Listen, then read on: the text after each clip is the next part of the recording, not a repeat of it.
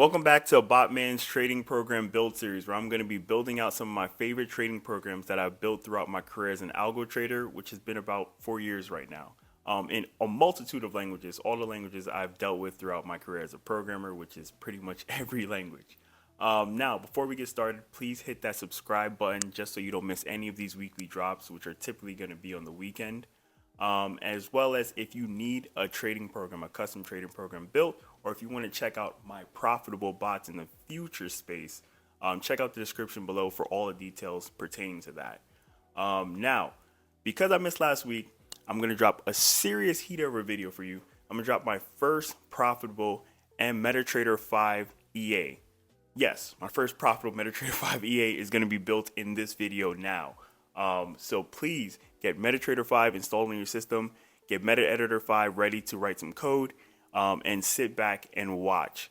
But again, like, comment, and subscribe to this channel and this video so that you stay informed on when I drop these next videos. All right, get ready to write some code. Peace. All right, welcome back, guys. Happy Easter to everybody and their family.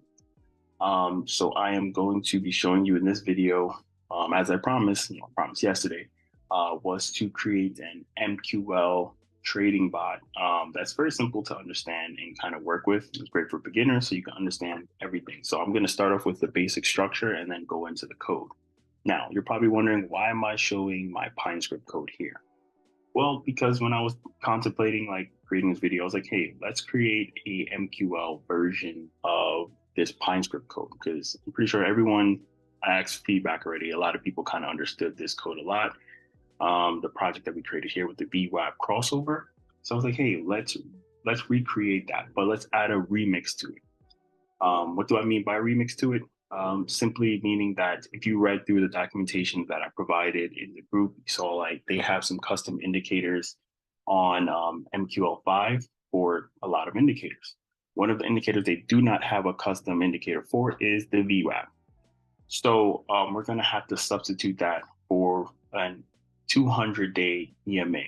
I tried that out before. I think I have a script here in PineScript. Got to check through here. I think I have some scripts. I think I have another one here somewhere. I gotta figure it out.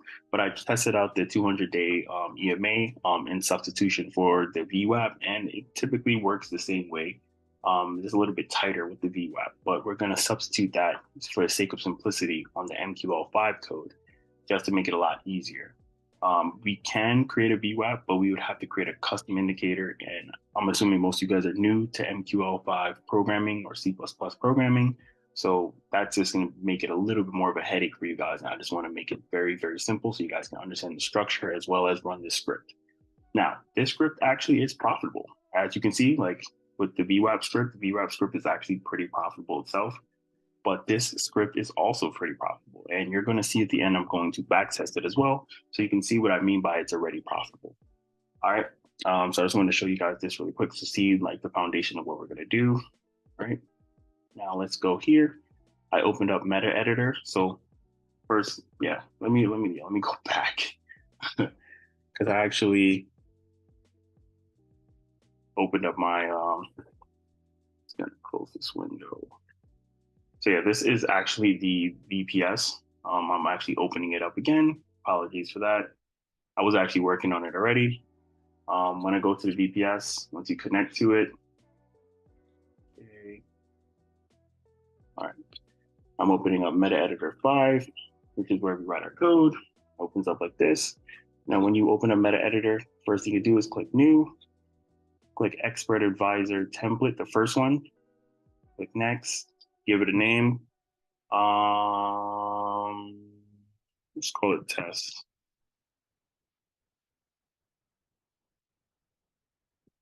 Test. Click next. These are some other custom functions. Don't worry about them. Just click next. Next. All right. And this is the base template for an MQL5 trading bot, right? Now let's kind of go through what it's saying here. All right, properties are actually what's going to be shown on an indicator once you initialize it. want to see if I can show you guys one already. Yeah, let me show you guys one to show you what I mean by that. Let's open up MetaTrader 5. Now, what most people don't realize, MetaTrader 5 already has some pre-built indicators here. These were not created by me. These were actually just already created by MetaTrader 5. So once you start your MetaTrader 5, you're going to automatically have access to all these expert advisors. If you open it up, you see all of this text is literally what's shown in this properties value. So it's literally whatever you want to show up here, like the year, the hyperlink to, this is going to be the hyperlink here. It doesn't show the copyright, but yeah, this is how the properties work. It actually will show up here when somebody tries to initialize the expert advisor. The inputs I'm going to show you a little bit later as well too. It's also shown there too. All right. So yeah, properties are just what you want to show the end user once they run your script. Just like I showed there, it's going to pop up in the box. It's going to have all of that there. So we can change it. Put whatever name you want to put here. Put my business name. Oh, shit. I'm going to spell that wrong. Let me go back here. Go to my business website.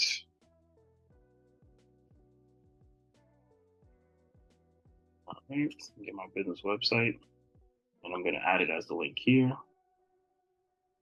Boom. There we go. But yeah, generally what the properties are. All right. Now the other things you need to know here, like this chop up right here, this is called a comment. So in Python, we do comments like this, which is probably why you're probably looking at this properties thing and thinking it's a comment. No, that's just properties.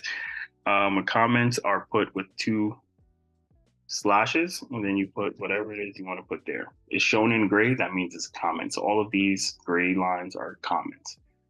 Comments, again, are used for readability. If you're sharing your code with somebody else, you want them to be able to read it. So get into the habit of using comments. Even in Python, I talk about this a lot. Use comments, please. It's hard to work with a script with somebody else or improve a script if you don't know what's going on. You can't read it. So get in the habit of using comments. And so when you open up the base template, they have a lot of comments. You can get rid of most of them. Again, the comments have no effect on the code. It's just for readability. So we can get rid of most of the comments. All right.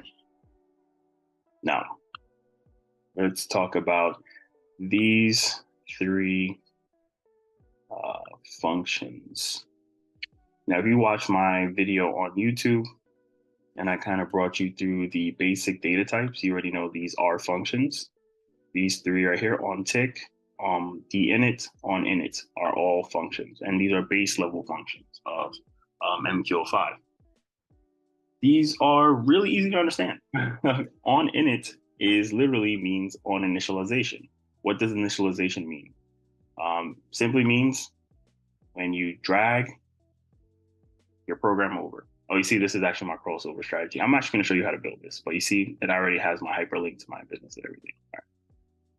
All right. Actually, I got to change it. It says MQ5. I got to change the hyperlink, but it shows my business copyright. But yeah, initialization means when you drag it over to MetaTrader 5 and you're starting it. So it means initialization, you could simply just say on start. So when you start the program, when you pull it over to your screen or when you enable the EA, that's initialization. DIN is the opposite. So I'm dragging it over to start it or to initialize it. It's there. It's right there. Dinit would be if I click on it and click on it. Expert list, and I click remove. See, I removed it. Removing it is deinitialization or removing. Just think of it as removing to make it simple. So this is what I would want to do when I fully push it onto MetaTrader 5 and initialize it, start the program. This is what I want to do when I end the program. And this is the most important one, on tick. This is what you want to do when you're running the program. So this is the one that we're going to focus on today. The other 2 are not really important. They are important as we grow. And again, once I show you some other scripts, you're going to see how I'm going to use them, particularly on init. Dinit, I'm telling you right now, you could probably delete it. You don't need it. You don't need this at all, actually, unless you're doing something with that. But we typically don't use dinit. on in it. I'm going to show you in later videos how to use it. I want to keep this very simple for you guys, just so you guys understand it. But yeah, this is the two that you're mainly going to use. Now, will you guys create other functions? Yes. Down here, down here is a section for where you create other functions. And you create other functions for various reasons. I'm going to show you guys this later, but don't worry about it right now. But just know that if you're going to create any other functions, any custom functions, it will be down here. Up here, and so I want to get you guys in the habit of, is the global variables.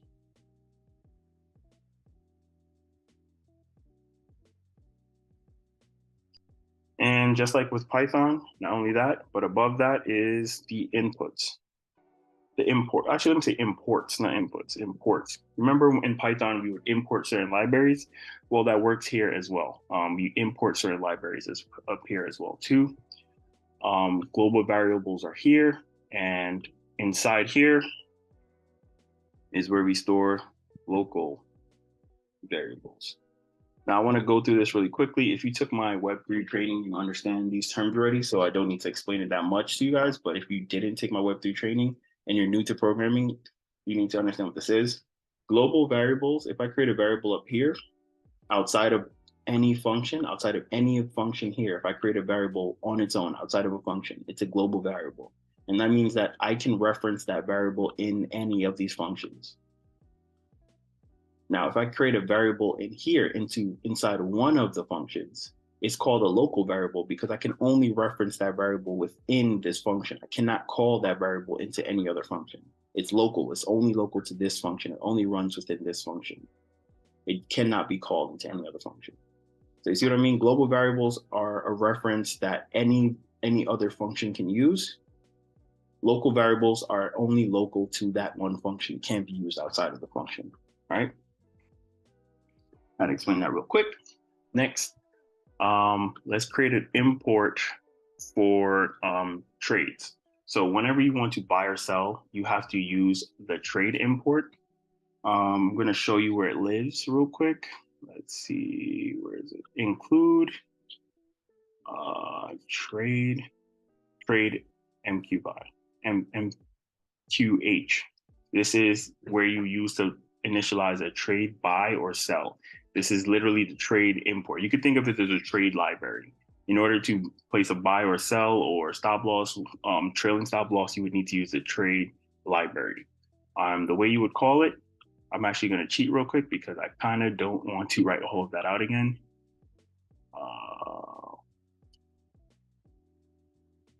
There it is. The way you would call it is literally that. That's the easy way to call it.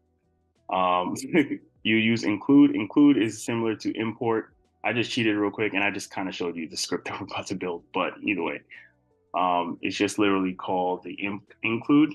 You do hashtag include and then you would put the file name. So you put it into of these, I'll call it, it's not brackets, but you know what I mean? And it's actually calling the file. So it's saying go to trade. So in the include section, go to trade, which I just showed you here, and then go to trade.mp8 nqh, which is right here. So that's how you would import it. All right. Now, to actually use the library, you actually have to create a actual variable for it. And that's where we do C trade. And it's going to be trade. And make sure you end it with the semicolon.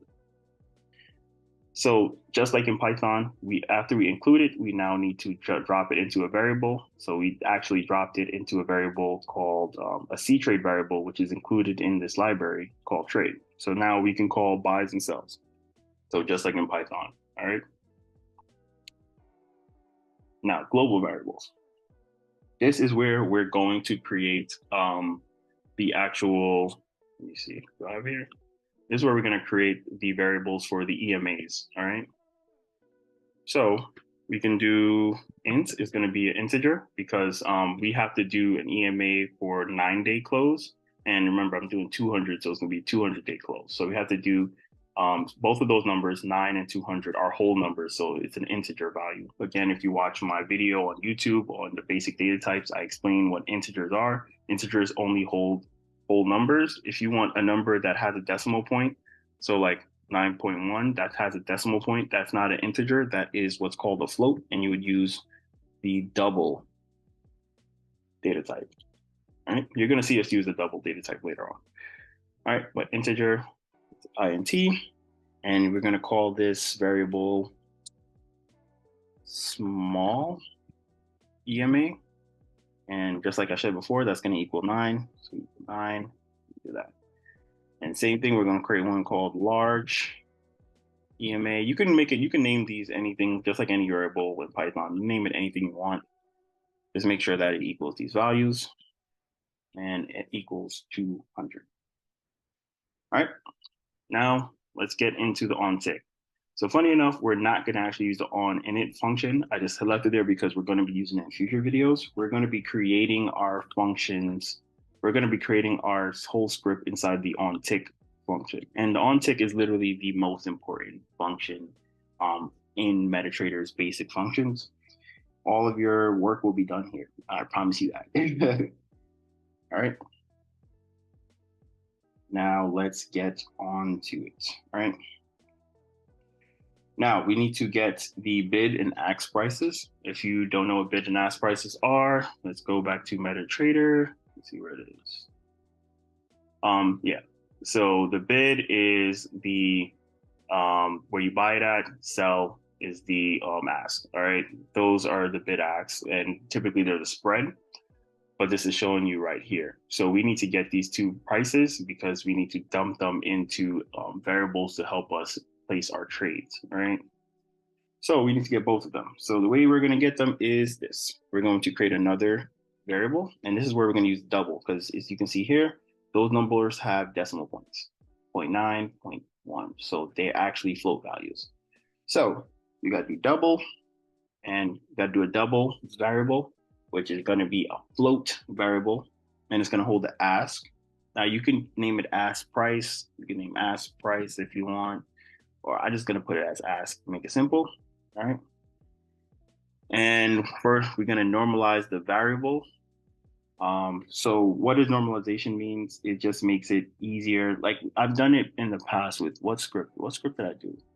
I did a JSON normalization. Normalization just means it just gets rid of all of the murky numbers. It just makes it simple. Like it just makes the numbers smoother and easier for comprehension and data analysis. So that's just simply what we're going to do there. And these are all pre-built functions in MetaTrader. That's the reason why they're just auto-populating. So again, if you go to that list that I put inside of the actual MQL5 chat, you'll see that there are a lot of pre-built functions. These are two pre-built functions. So this is where we're going to get the ask price. So symbol info. So as you can tell, bid and ask are part of any of the actual symbols that we trade. As you can see, bid and ask are here. And there's also other information such as volume and stuff. Those are all a part of the actual symbols for the data for the actual tickers themselves. So we just need to get the ask price, we need to get the information for that particular pair or symbol, right?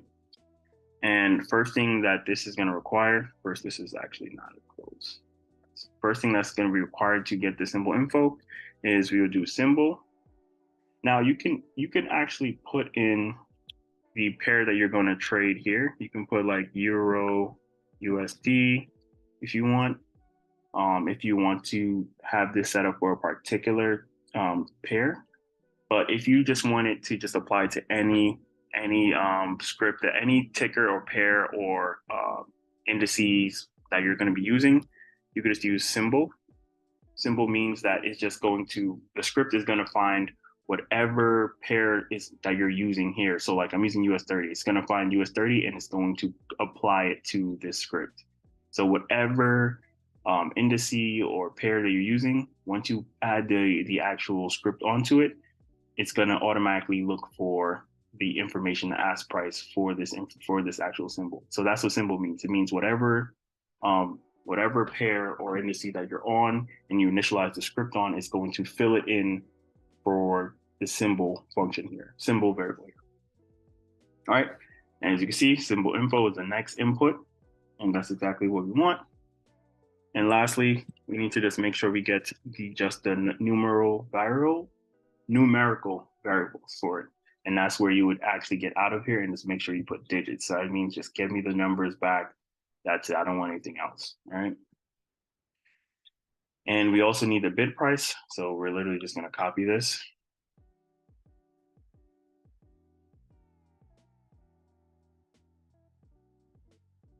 All right. And let me make a comment above here.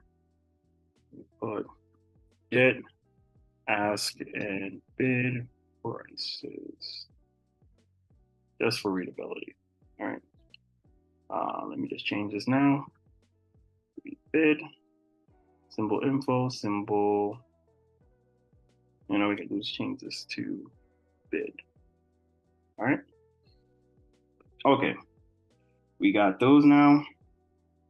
All right. Now let's shoot down. All right. Now let's create a function. Let's create a empty variable for signals. All right. So we're going to do string signal, and we're going to leave this as an empty variable. We're going to fill it in with the buy and sell signal that we're going to create. All right. All right. So we're going to leave it empty now because it's going to be filled in once we get to the buy and sell signals. All right. Now, one thing that you have to do with these moving averages or indicators, you have to add the values to an array. You could think of an array in MQL5 as a list. So all of those values for the actual moving averages or any indicator you're using needs to fill in that list, and then we'll call those values from that list to create our signals. So you have to create a double variable, but this double variable is going to be special in it that it's going to, I just want to make sure I get the names of these right, in the fact that it's going to actually hold an array. And an array is going to have some different values. So we're going to use the name here, but then we're going to make sure we state that it's an array. And to call an array, you actually have to have the boxes there. I actually had that in the video of the YouTube video as well too. I actually had how to set up an array, but yeah. So we're going to create two arrays for both the large EMA and the small EMA values. And this is just going to literally hold the moving average values for each ticker. So that's kind of how MQL5 kind of runs this. Now I can separate these, but you can just create an array this way. You can separate it by just doing a double array, and you can do double, you can separate it, but you can put it together too, just to make it simpler. All right, let me put a comment above this. Create array to store EMA values. Cool. All right. Now, we need to actually finalize the EMA value input. So as you can see, we just created variables that just holds 9 and 200. That means absolutely nothing. It doesn't say anything, because literally if we call this variable, it's just going to return 9. So it's not even saying 9-day EMA or 200-day EMA. So now we need to actually pull the EMA data and have it initialize with these values as 9-day and 200-day. So this is where we would do that here. Get EMA data type from MQL5. Right. So we're going to create another integer, and it's going to hold both the small EMA, and we're going to actually just call this small EMA MQL5. int large EMA. And you're probably wondering, why the hell am I doing this? Actually, let's call this small EMA MQL, large EMA MQL. Just keep it simple. Now you're probably wondering, why did I give it a new variable name? You're going to see, because I'm actually going to be pulling this value as well as the array values into this definition for pulling the data from MQL5. All right, so I had to create another variable for it. All right, now, again, if you check through the pre-built functions, there is an IMA pre-built function in MQL, and this pulls moving average data from MQL5. So that's what I'm really doing. I want this to initialize all of the EMA values for the small EMA from this actual indicator here from MQL5. All right. And this is, again, going to take the symbol. So whatever symbol we're currently on. Next one is period. So you can choose whichever period you're working on. So I have another script. Where is it? Shit, where is it? Where did it go? What? Am I missing a script? No, project build. Here it is. I have a scalping script here that it uses a specific periods because my strategy requires specific periods. But if you want it to just be any period that you're on, you can just use underscore period.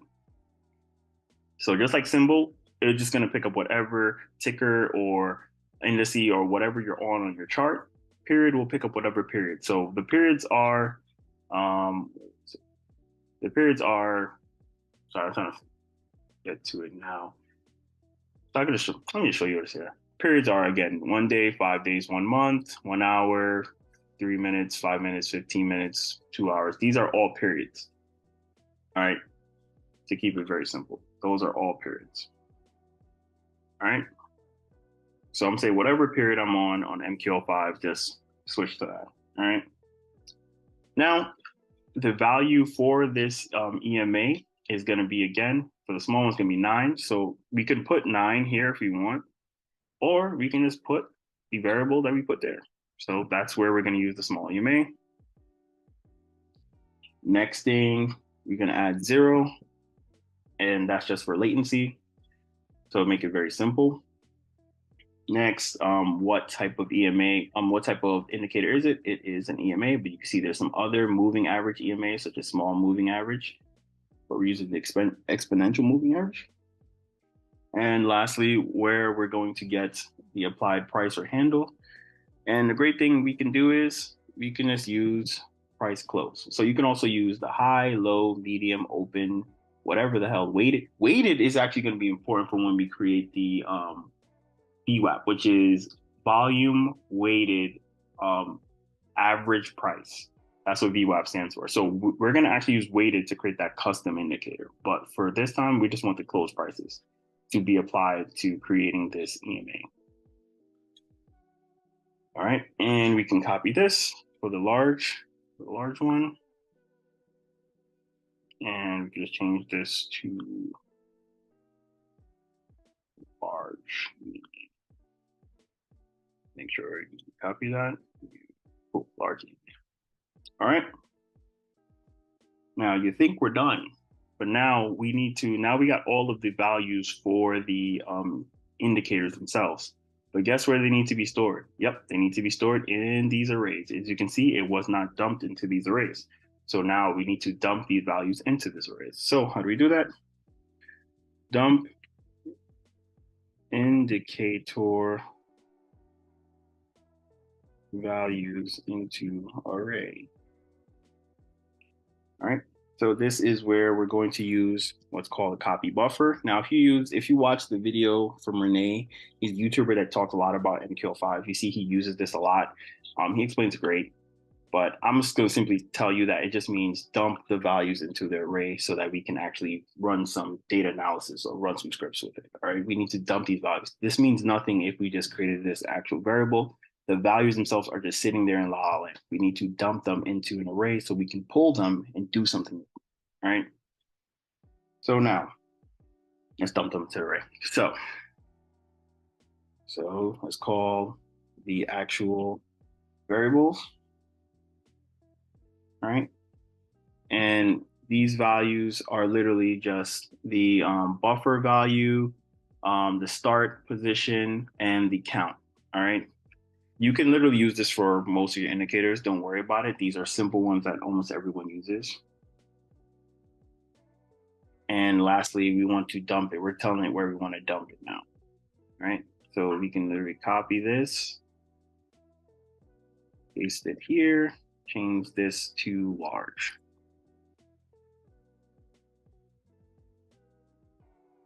I think it's missing. There we go.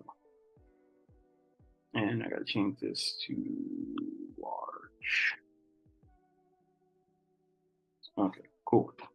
Now they're dumped into these arrays, and we can actually have fun now. Now we can do some shiznit with it. And this is where we're going to create our signals, or this is where we're going to create our trades, actually. Let me put this. Create by trade signals. Create sell trade signals.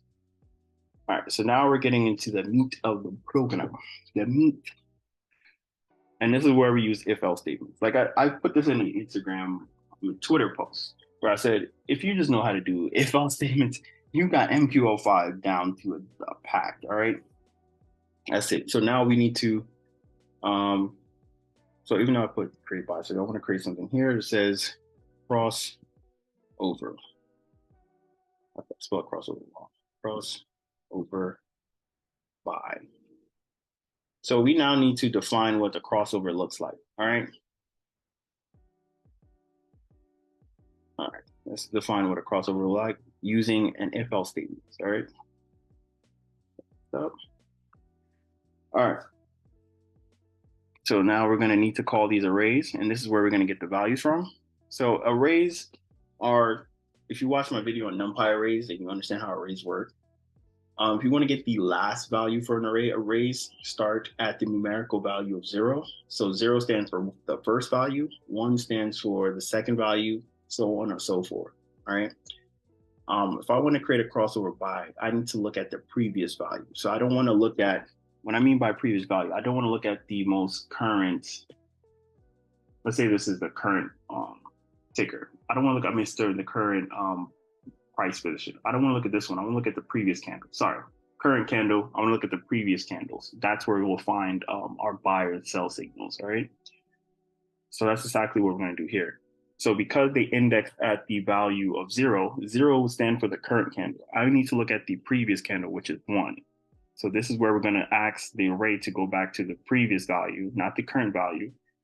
And we're going to see if the previous value in the large EMA, the 200-day EMA, if it's greater than the previous value of the small EMA, that's a crossover. All right.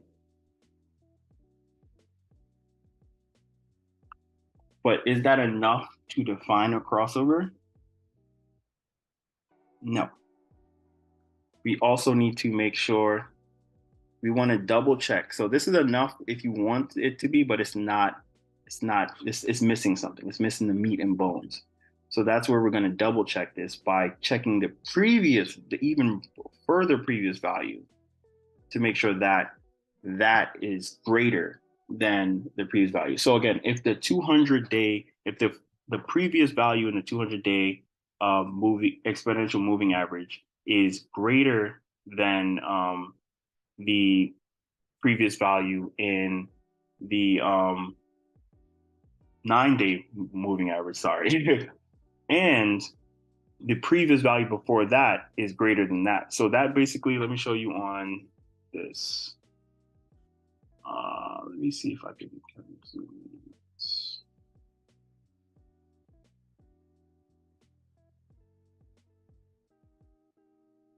Hold on 1 minute. So yeah, you see this? So you see right here, it was below it, and then it went above it. All right. So right here, it was less than the VWAP here, and then it became larger. All right. That's what I'm saying right here. Go down to it. If the current value is greater, if the current value of the 200-day moving average is greater than the value of the 9-day moving average, that's a crossover. But we want to verify that's a crossover by seeing if the value before that was less than it. Because again, if the 200-day was less than it in the previous value and then it became more than it, that crossed. That means the lines crossed. You get what I'm saying? That's a simple way of kind of getting that logic there. Because it's basically saying the value before the second value, which is the third value, sorry, is now higher than it. So it means that it's now crossed over. Right? If this was just a double, you can just leave it with this, but this is just to double check. Because this means that now the value has gotten larger. And that means that, yeah, we've experienced a crossover. Now we do signal, which is, again, the empty signal we created up here. And we say equals buy. Right? Now we can do the same thing. We can just copy this. And of course, that's the greatest thing about programming. Crossover, sell. And we literally can just flip this. That's literally it.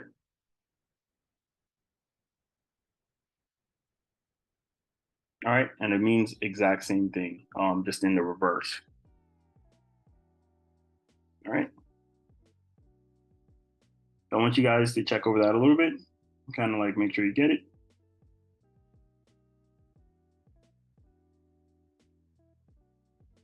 All right. Let me take these out. I just want to specify this crossover. Now we're going to create buy signal trade. And we're going to copy this and we're going to create sell signal trade. All right. Testing, testing, testing, testing, testing, testing, testing, testing.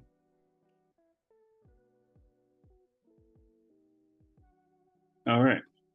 All right. Sorry, I was just checking to see if it was picking up my voice. All right, cool. So now we're going to create an if statement. Signal equals buy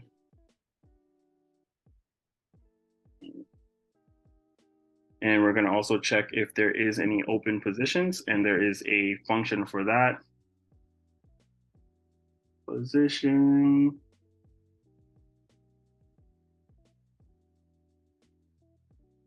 total. Okay, cool. This is a pre-built function, so we're going to see if there's a buy signal. The signal is equal buy, and we have no positions open, because then the positions will be less than 1, which would be 0. And we're going to use, now we're going to go back up and use this trade variable that we created here. This is where we're going to do trade dot buy. All right, and now we need to state what's the lot size that we want. So let's do a $1 1 point lot size, which is pretty large. You can you can bring it down to a smaller value. And this is just some other values because we already understand it. We're going to make sure we use the bid price here. We're going to use the 0 stop loss. We can actually add a stop loss if you want to. And for our take profit, that's why I love that it actually will tell you everything. For our take profit, what we're going to do is we're going to do the bid price minus 150 and times that by points. That's going to be just basically a simple way to kind of get out at a decent price before anything kind of messes up. All right. And then we're going to add another null value here.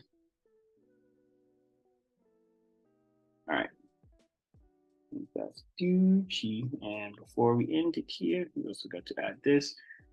Oh, do not forget your semicolons. Jesus Christ. I'm coming from Python. That's the reason why it's kicking my ass. Jesus. You see how many I forgot? I'm sitting here like, no, something doesn't look clean here. Don't ever forget those things. Jesus Christ. All right, cool, cool, cool. All right, and now last one, we can create our sell signal. Sell signal equals sell. And then we're gonna do sell. And we're gonna do the ask price. And we're gonna add 150.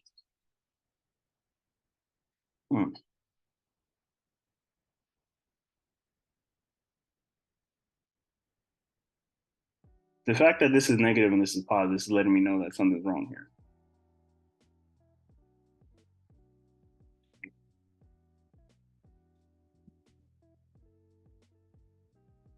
Is this side? Oh shit. I had a feeling. I'm like, something doesn't look right here. So apologies for that. I was like, wait, why is that negative? So we got to do the ask price. Apologies for that.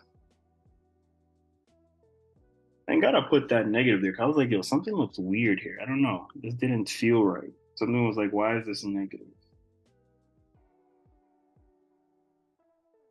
Let me just make sure. Let me just look at it again. Okay, let me just double check something too. Let me go here.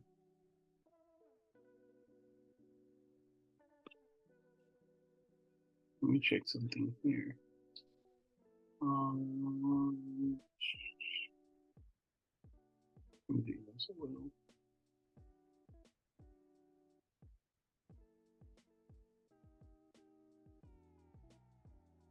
Oh yes. So there, the bid is the sell price. Ask is the yeah. So it's right. So that's why I flipped it. So apologies for that. Yeah, it was supposed to be the ask here and bid here, and yes, it's supposed to be plus and then minus there. I was like, I know I'm not crazy. I was like, let me just see that real quick. All right, apologies for that, guys. Long day. It's only the morning. All right. Now, once you do all of that, make sure you compile it. Unexpected. Parentheses. Let's see. 68.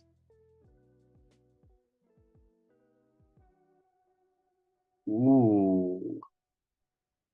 So it says I'm missing this. Let's see, where does it land?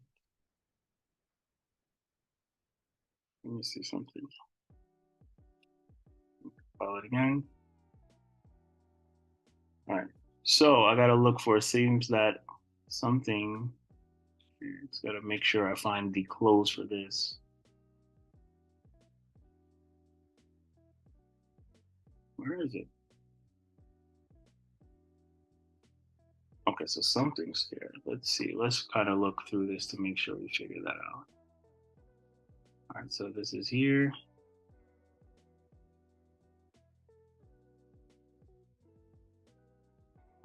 Is that it? Is that it?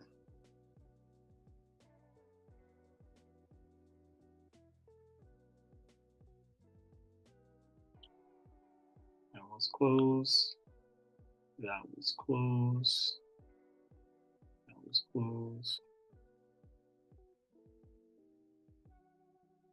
Signal undeclared identifier.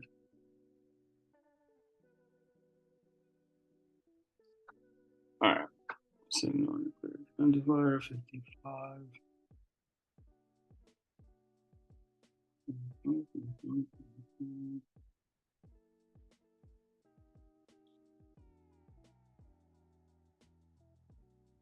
Second here.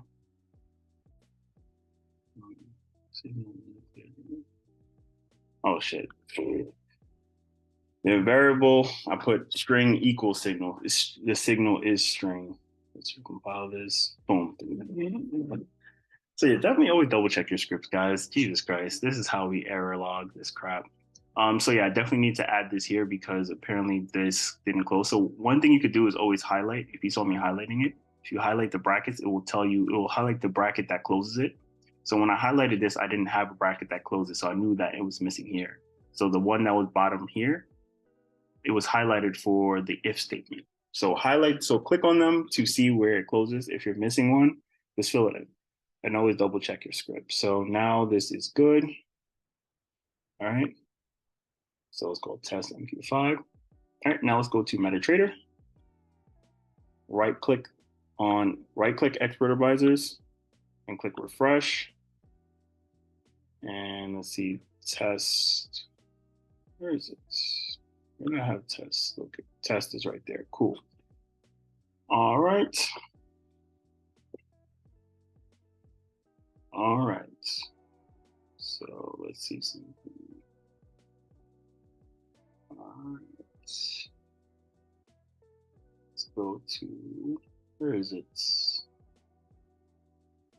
So go to view, strategy tester. Oh, I had it already up. View, strategy tester. We're going to test the strategy now.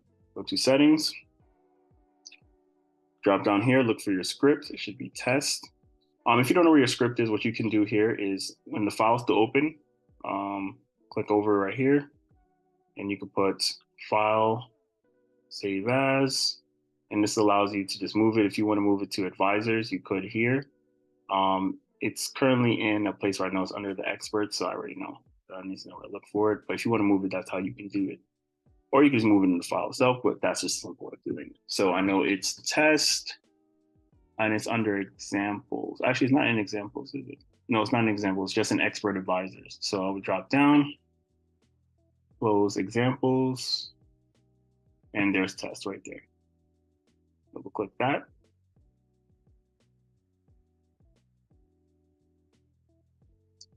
Then I'm doing this for the US 30 because similar to here, I use the US 30 for this script. So I'm gonna use the US 30 here. The period, I'm gonna use the 5-minute chart. As you can see, I always use the 1 minute because I was testing it out. But I use a 5-minute chart. It always was proved to be best on Pine script. So I'm gonna use 5-minute here as well. I'm gonna set this for 1 month. You can set the time frame yourself, or you can just use custom periods. They have a whole bunch here. I'm gonna set it for 1 month and see how it is.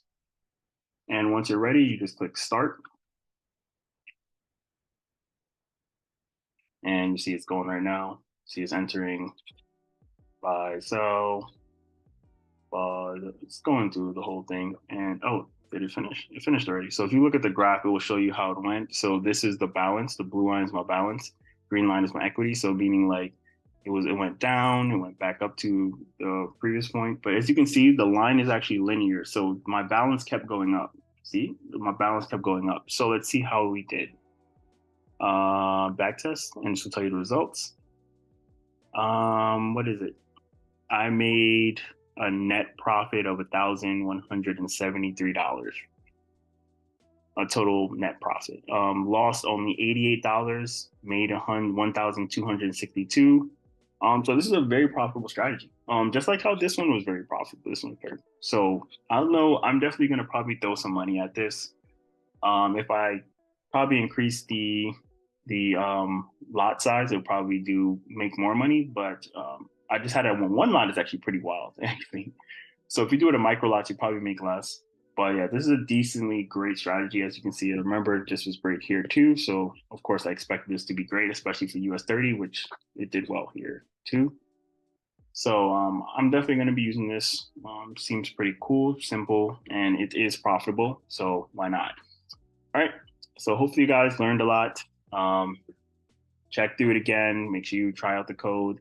Hope you guys learned the structure and everything else. I will see you guys later. I'm probably going to be creating some other scripts. I want to introduce you guys to my baby projects. Where is it? Where the fuck did it go?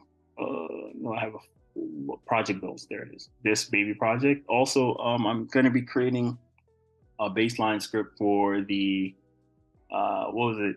the zone recovery strategy. I want to show you guys that as well too, but this is my baby script right now. I'm not going to show you guys yet, but you guys will be impressed with it. But this one right now is actually pretty decent, and I'm going to run it and see how it goes. So hope you guys learned a lot. See you guys in the next video. Peace.